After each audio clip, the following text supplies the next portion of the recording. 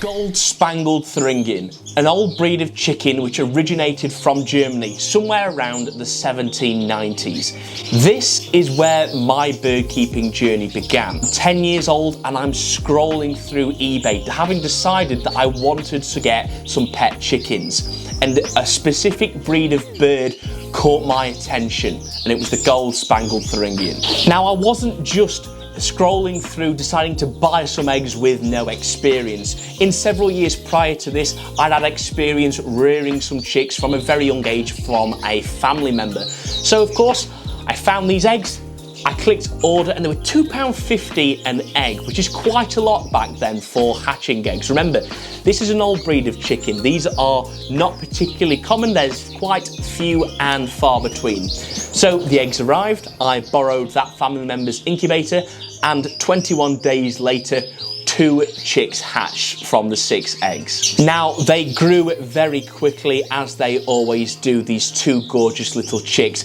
and they turned into perfect family pets. We had a hen and a rooster, and they were just amazing. Even the rooster would sometimes wander into the house during the summer months, letting himself in, having a wander around in the hallway and of course to the kitchen where the food was. Now, this is quite unusual for a cockerel, because you've got to remember he's got a hen to protect, so he's usually going to be a little bit more aggressive to anything or anyone that he considers a threat.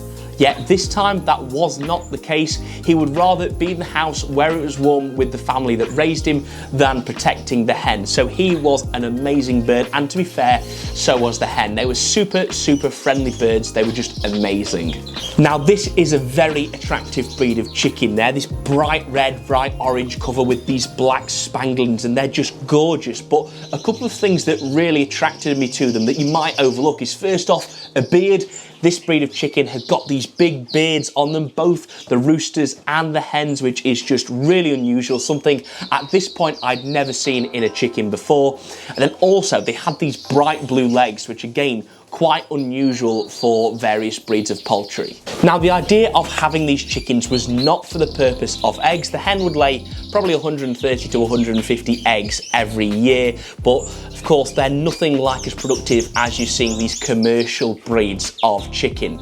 But one of the things was with them is they were a bantam breed, so they were very small. They were not these large fowl birds that are several kilos in size. They were actually both under a kilo, so a particularly small breed as well. And that really taught me something important as we was managing them into the winter months, of course, and the temperatures began to drop. They're a very small breed, so we had to give them a little bit of extra help through those cold winters when it would drop down to nearly -10 here on the edge of the Peak District. So I gave them some additional corn and sunflower hearts alongside their layer pellets, and that worked spectacular. So actually the following spring we did manage to breed off the pair. We got 1 single chick off them. We actually had a hatch of some silver spangled Hamburgs, another old and rare breed of chicken from Germany.